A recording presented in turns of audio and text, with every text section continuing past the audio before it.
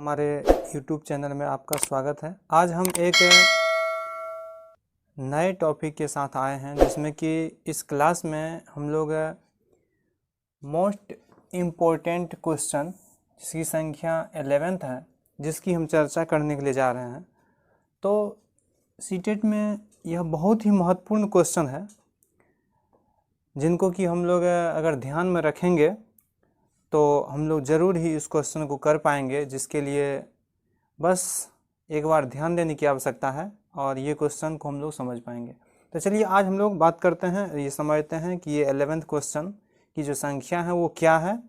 और ये child development में ये क्वेश्चन इससे रिलेटेड बहुत सारा पूछा जाता है, इसलिए इस क्वेश्चन को ध्यान देने और समझने की आवश्यकता पड़ती है। तो चलिए आज हम लोग बात करते हैं क्या कि कुछ जो इम्पोर्टेंट क्वेश्चन यहाँ लाए हैं इसको आप लोग ध्यान में रखेंगे। जैसे कि कहा गया क्या कि सीखने का अनोखा काल, याद रखिएगा। मतलब इस क्लास में ये कम से कम 11th क्वेश्चन कंप्लीट हो जाए, इसलिए याद रखिए सीखने का अनोखा काल किसको कहा गया है। तो याद रखिएगा शैशवा अवस्था को कहा गया है। मतलब सीखने का, बच्चों का जो सीखने का जो एक अनोखा काल है वो क्या है, तो शैशवा अवस्था है। इसके बाद सीखने की जो आयु होती है, याद रखिएगा कि बच्चे को जो सीखने का जो आयु होती है वो आयु कौन सा है, तो वो है शैशवा अवस्था। इसके बाद खेल की आयु किसको बोलते हैं, याद रखिएगा इस टाइप का क्वेश्चन बहुत सारा पूछा जाता है सीटेट में। तो खेल की जो आयु होती है, खेल की आयु होती है बच्चों की बाल्यावस्था। याद रखिएगा कि ये बाल्यावस्था जो है ये बच्चों के खेल की आयु है। और ये बच्चों की जो अवस्था है, ये बाल्यावस्था, फिर जो है किशोरावस्था, इससे संबंधित हम एक पहले वीडियो बना चुके हैं। आप लोग चैनल पे आ करके आप लोग हर वीडियो को देखिए तो एक दूसरे से कनेक्ट है, जुड़ा हुआ है। उसके बाद जीवन का जो अनोखा काल है, याद रखिएगा सीखने का जो अनोखा काल था वो था शैशवा अवस्था, ध्यान रखिए। और जीवन का जो अनोखा काल है वो बाल्यावस्था है, इसलिए इस दोनों क्वेश्चन को आप ध्यान में रखेंगे। गैंग एज की जो अनोखा अवस्था है, जो बच्चे मतलब एक ग्रुपिंग, एक गैंग में जो मतलब घूमने या फिर खेलने के लिए तैयार रहते हैं, वो अवस्था कौन सा है, तो वो है बाल्यावस्था। ठीक इस प्रकार देखिए संस्कारों की जो अवस्था है, याद रखिएगा कि संस्कारों की अवस्था किसे कहा गया है, तो शैशवा अवस्था को ही कहा गया है संस्कारों की अवस्था।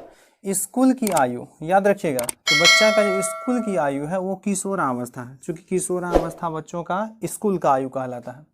उसके बाद सुस्ती की अवस्था, याद रखिए जो बच्चों में ये सुस्तापन की जो मतलब ये गुण आता है, तो सुस्ती की अवस्था कहा गया है किसको, तो बाल्यावस्था को कहा गया है कि क्योंकि बाल्यावस्था में ही सुस्तीपन कुछ बच्चों में ज़्यादा होता है। गंदी ये आयु की अवस्था, याद रखिएगा कि गंदी आयु की अवस्था क्यों कहा गया, क्योंकि ये एक बाल्यावस्था है और बाल्यावस्था में बच्चे एक साथ मिल करके अब कहीं मतलब ये धूलकण में जा रहे हैं तो कोई ये गंदगी फैला रहे हैं तो उसको समझ नहीं होता है, इसलिए इस अवस्था को ये गंदी आयु की भी अवस्था कहा गया है, क्योंकि उसको साफ सफाई का उतना विशेष ध्यान नहीं रहता है।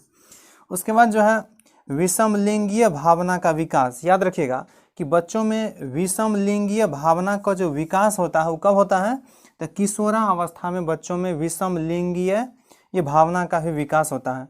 और किशोर किशोरियों की वाणी में अंतर होता है, कब होता है और क्यों होता है, तो याद रखिएगा कि किशोर किशोरियों की वाणी में अंतर होता है थायराइड ग्रंथि के बढ़ने के कारण, और इसी के कारण हम लोग जो है ये किशोर और किशोरी की आवाज़ को भी हम लोग डिफरेंस कर पाते हैं। अगर हम लोग के परोक्ष में भी बच्चे मतलब ऐसा बच्चों का आवाज़ आता है ना, तो वो कोई किशोर या किशोरी बोल रही है, ये हम लोग अंतर कर पाते हैं, ये थायराइड ग्रंथि बढ़ने से। और याद रखिएगा इस ग्रंथि से थायरॉक्सिन नामक एक हार्मोन का स्राव होता है जो थायराइड ग्रंथि है, और इसके अनियंत्रित होने से कई सारा रोग भी उत्पन्न होता है। तो आप इस वीडियो में इस 11th क्वेश्चन को देखें जिसमें कि बच्चों की अवस्था से जुड़ा हुआ था। इस क्वेश्चन को आप निश्चित ही माइंड में रखेंगे, चूँकि सीटेट में इससे रिलेटेड क्वेश्चन हर बार पूछा जाता है।